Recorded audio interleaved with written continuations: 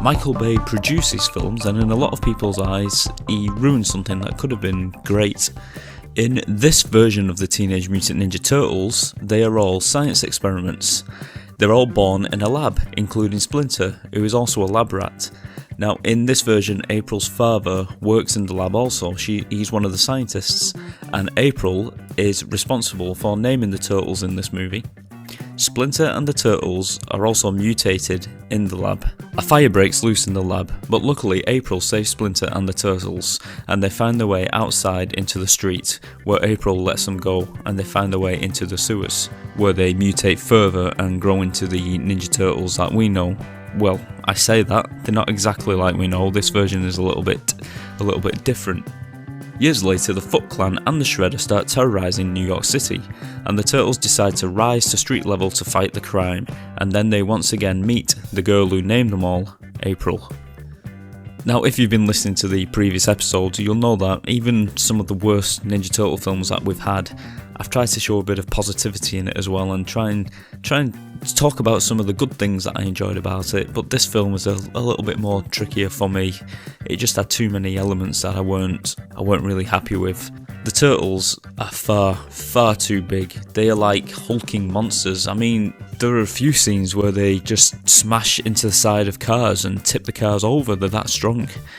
They now also seem to be bulletproof. I had a massive problem with this.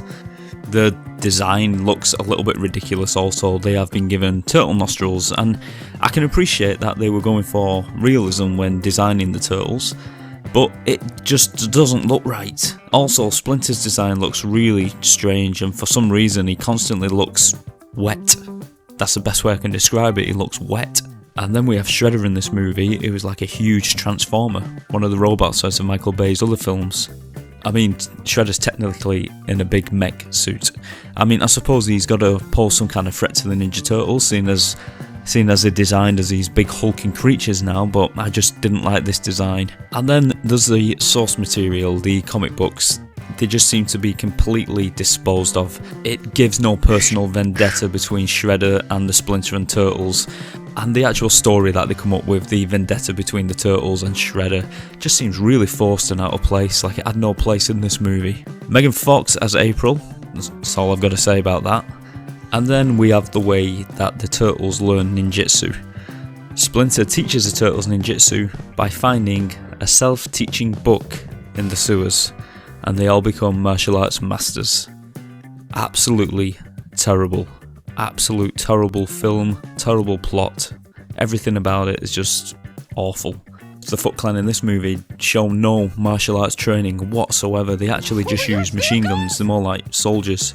And when the Turtles actually start to fight the Foot Clan, there doesn't feel like there's any real threat or any challenge. You know that the Ninja Turtles are not going to have a problem getting these foot soldiers down, seeing as they're twice the size of them and twice the size in width, and they're bulletproof. But then if you cast your minds back to my favourite movie, the original 1990 Jim Henson Ninja Turtles, at least you felt there was some danger for the Turtles. I mean, Raphael got the snot kicked out of him by the Foot in that movie. You felt like there was some kind of threat, some kind of challenge whenever they went up against the Foot Clan. And I've got to say, as bad as the Michael Bay movies were, I must be grateful that we didn't get the initial script for this, an early draft. And in this script, the Turtles were meant to be aliens from Dimension X, so I'm just so glad they didn't go with that, because it would have made this film, which is already awful, 10 times worse. Karai also appears in this movie, but poses no threat whatsoever. And she's also given absolutely no backstory. She's got no character whatsoever. She's just there. And like I said, I've got nothing nice to say about this film. I'm sorry, I just haven't. I mean, after waiting so long to get a live action version of the Ninja Turtles, I mean, we've been waiting since the 1990s, and then we get this trash, in my opinion. Teenage Mutant Ninja Turtles Out of the Shadows movie. And also this movie was a continuation of the last one, and also it did have the same designs, the same actors, the same feel to it. I must admit, I did enjoy this one slightly more than the first one, and here's the reasons why. Now, before I go on, I'm not saying that this movie was a good movie. It wasn't, but I can appreciate what they were trying to do with this one.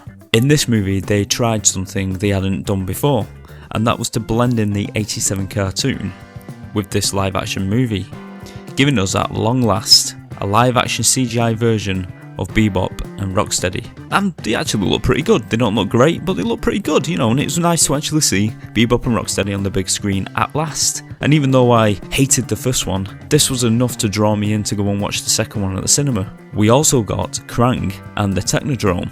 And Baxter Stockman was also introduced Space Moore in his original comic book design. And I've got to say, he reminded me a lot of Neil deGrasse Tyson for some reason. I'm not sure if anyone else thought that, but I always think that when I see this movie, I always think it just reminds me of Neil deGrasse Tyson, and I wonder whether that was intentional. Now, here's the bad points I have to mention about this film. We did get the great fan service of the 1987 cartoon mixed in with it, but it wasn't enough for me to stop this movie being bad. Instead of attempting to make Shredder a more interesting character than we got in the last movie, he is now simply reduced to a side character who works for Krang, and even at one point in the movie, Krang freezes him and imprisons him, and that's it. We don't see him again. He isn't in the end of the movie. There's no big fight with Shredder. When we do see him, he's merely a character shouting orders to his henchmen. And then we get on to Casey Jones, who is also in this movie, and other characters from the comics and the TV show.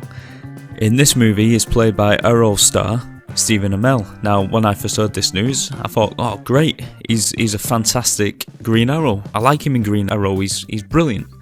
Unfortunately, I found him to be another letdown. Casey Jones is a crime-fighting vigilante, but in this movie they make him a corrections officer who wants to be promoted to a police officer, and he only wears a hockey mask in his spare time. Also, they just make him a cheesy as hell in this version, not at all like the source material. And then once again you have the Ninja Turtles, who are once again big hulking monsters who are bulletproof. All that being said, there were some quite enjoyable scenes, especially the ones with the 87 classic characters like Bebop and Rocksteady and Krang, who was very grotesque in this. He had his big mech suit like he did in the cartoon. It looked very different in this, which was probably a good thing to be honest compared to the 87 cartoon. And Krang, he did look quite good actually. He looked disgusting and he looked gooey and slimy, but that's how I imagine a alien brain would look. But I did actually enjoy the 1987 elements of this film where they introduced those characters. It's just everything else that went with it just made this film bad again, just like the first one. But before we move on from the Michael Bay movies, I've just got a bit of trivia for you. There is a deleted scene featuring Judith Hogue, the original April O'Neil, playing April's boss. It's a shame that they didn't get this scene into the movie, but it is nice to see it anyway. And apparently there were minor tweaks made to the actual Ninja Turtle design in this movie to make them look a little bit more like the 1987 cartoon by making them a lighter green and changing a few other aspects of their designs here and there. But to be honest, they still look far too big and they look nothing like the 1987 series, nothing at all. Apparently in the scene where Krang freezes Shredder and imprisons him, as Shredder is being put into storage on the Technodrome, you can actually see a frozen Triceraton and a Neutrino, both of these characters out of the comic books and the cartoon, so that was another bit of great fan service that they gave us. There's also a moment in the film where you hear the 1987 theme tune as the Ninja Turtles sound the horn on the Turtle Wagon.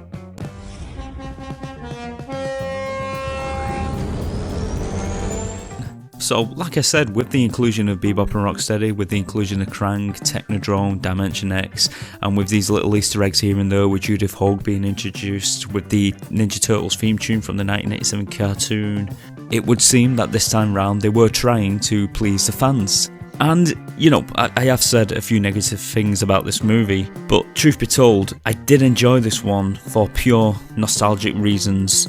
It's nice to eventually see the appearance of some of the 1987 cartoon characters, which made this one of my guilty pleasures. It's not a great film, but I did enjoy it in a weird way.